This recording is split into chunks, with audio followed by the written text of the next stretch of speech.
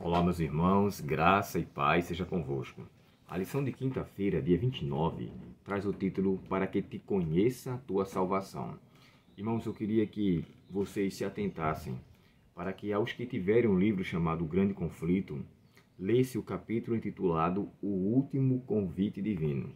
Eu acho que é um dos últimos capítulos desse livro e eu vou ler para vocês aqui uma das partes dos quais eu gostaria que fosse levado em consideração. É o capítulo 38, tá? Aqui diz assim, ó: servos de Deus, na página 612, servos de Deus com o rosto iluminado e a resplandecer de santa consagração, apressar-se-ão de um lugar para outro, para proclamar a mensagem do céu. Por milhares de vozes em toda a extensão da terra será dada a advertência. Operar-se-ão prodígios, os doentes serão curados, e sinais e maravilhas seguirão os crentes.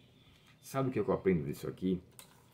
Aqui o autor da lição começou com a ilustração de que um engenheiro, ele, através de um nanotubo, um tubo bem pequenininho, onde ele absorvia praticamente toda a luz possível, mas ficava tão absorvida que ela não conseguia transmitir, ou seja, ela só recebia. É feito o mar morto. O mar também é chamado de morto porque ele só recebe, mas ele não fornece. Então, para que haja uma renovação, para que haja um rejuvenescimento, é necessário que haja um recebimento, não somente, mas que haja também uma transmissão. Se recebendo e se transmite, logo se há uma conexão e uma renovação. Olha o que diz aqui o autor. Engenheiros do Instituto de Tecnologia de Massachusetts, nos Estados Unidos, criaram um novo revestimento preto que torna quase invisível objetos pintados com ele. Criado a partir de nanotubos, ele é muitas vezes mais escuro do que qualquer material preto criado antes. Ele é capaz de absorver 99,995% da luz visível. Mesmo a luz mais brilhante não consegue tornar visível objetos cobertos por esse revestimento. Sabe o que eu entendo? Ele é tão escuro, mas tão escuro, que nada consegue iluminá-lo. Se uma pessoa vive em trevas e não transmite aquilo que recebe, ela não tem como absorver um crescimento e uma relação mais íntima com Deus. O grande conflito, quando eu li para você, olha, servos de Deus com o rosto iluminado. Com o rosto iluminado. Anteriormente a isso, na página 603 e 604, aqui diz assim, ó: cada rejeição da verdade, o espírito do povo se tornará mais entenebrecido, mais negro, mais escuro, mais obstinado o coração, até que fique entrincheirado em audaciosa incredulidade. Eu percebo aqui, sabe, irmãos, que diante daquilo que nós temos o conhecimento, é necessário que haja uma transmissão. O livro O Desejado de Todas as Nações, como também A Ciência do Bom Viver e Serviço Cristão, tem uma parte nele que é interessante, que diz assim, ó: todo verdadeiro discípulo nasce no reino de Deus como missionário. E quando o Desejado de Todas as Nações fala sobre isso, ele fala no contexto da mulher samaritana. E aqui, de forma especial, na página 195, Ellen White chega a dar uma descrição que quando aquela mulher se encontra com Cristo, isso está também no livro de João, capítulo 4, ela já transmite aos outros. Ela faz valer aquilo que de fato ela recebeu. Deixa eu ler para vocês aqui esse capítulo de João, Evangelho de João, no capítulo 4, aqui diz assim, ó, no final do verso, capítulo 4, cadê? Aqui no verso 39, desculpa a demora. Aqui diz assim, ó: muitos samaritanos do povoado creram em Jesus por causa daquilo que a mulher relatou. Ele me disse tudo o que eu já fiz, ela falou à mulher. Quando saíram para vê-lo, insistiram que Jesus ficasse no povoado. Jesus permaneceu ali 2 dias. Então disseram à mulher: agora nós cremos não apenas por causa do que você nos contou, mas porque nós mesmos ouvimos. Agora sabemos que ele de fato é o Salvador do mundo. Irmãos, a mulher falou para aqueles samaritanos com tanta vida aquilo que ela se relacionou com Cristo, que também alcançou, ou como é que eu posso dizer, influenciou aqueles samaritanos já conhecer a Cristo. Se eu e você vivermos na luz como Cristo está na luz, teremos comunhão com Ele. E essa comunhão será perceptível através do brilhar do nosso rosto, do nosso semblante. Não um brilho físico, não um brilho perceptivelmente iluminado, mas no sentido de você estar com o coração radiante. Embora na Bíblia os brilhos que se de fato mencionam é o que realmente foi um brilho físico, um brilho real. Olhe para Moisés, após um tempo de ter passado com Deus no Monte Sinai, o seu rosto ficou tão iluminado que precisava colocar um véu em seu rosto, para que ele pudesse falar com as pessoas e as pessoas pudessem ouvi-lo, porque o seu rosto de fato irradiou-se muito.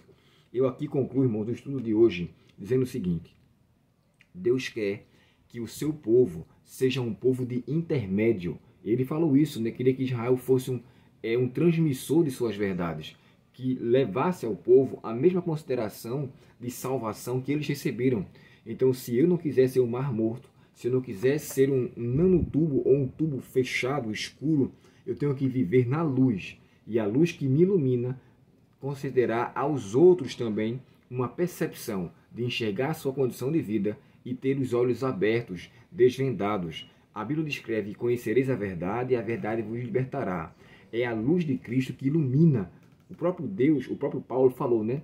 Andai no Espírito, ou seja, ande na luz daquilo que lhe ilumina. Porque o Espírito Santo, hoje, quando eu estudo a palavra, ele me ilumina, ele me irradia e me faz entender o que a palavra inspirada de fato quer trazer. Então eu peço a vocês que, em nome de Jesus, faça valer para que todos conheçam em você a salvação que você recebeu.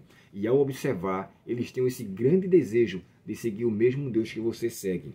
O autor da lição aqui termina assim, ó: Davi nos lembra de que Deus deseja que se conheça na terra o seu caminho e em todas as nações a sua salvação. Esse Salmo 67, ele fala muito sobre nações, povos, toda a terra. É a mesma coisa que os anjos falam. Eu não separei aqui o texto, irmão, mas aquelas três mensagens angélicas não são só atribuídas a 3 anjos literais, mas ao povo de Deus, que é representado simbolicamente por aqueles 3 anjos, onde proferem a última mensagem de advertência. E quais são elas?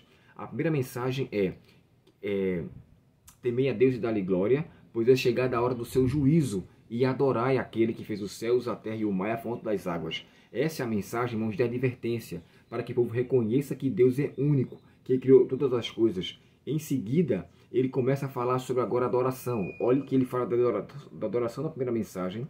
Na segunda mensagem, ele descreve que caiu a grande Babilônia e se tornou morada de tudo que é demônio, toda espécie de coisas ruins. E a Babilônia cairá. Aí ela cairá para que o reino de Deus se enalteça. Então nós observamos aqui mais uma outra advertência. E a última é: quem adorar a besta e a sua imagem. Olha só, adoração mais uma vez. Então a mensagem termina com uma ênfase. Se ele está perguntando quem adorar a besta e a sua imagem, esse tal beberá e passará pelas pragas, então essas mensagens serão ditas ainda em tempo de graça, em tempo onde as pessoas podem ouvir e sair dela, como diz o verso 4 do capítulo 18. Sai dela, povo meu. Então Deus chamará todos os seus povos, mas antes, eu e você precisamos fazer conhecer o que Deus fez na nossa vida, a nossa salvação. Aquela mulher samaritana fez isso, e foi nessa inspiração bíblica que Ellen White escreveu: todo verdadeiro discípulo nasce no reino de Deus como missionário. Que eu e você sejamos missionários.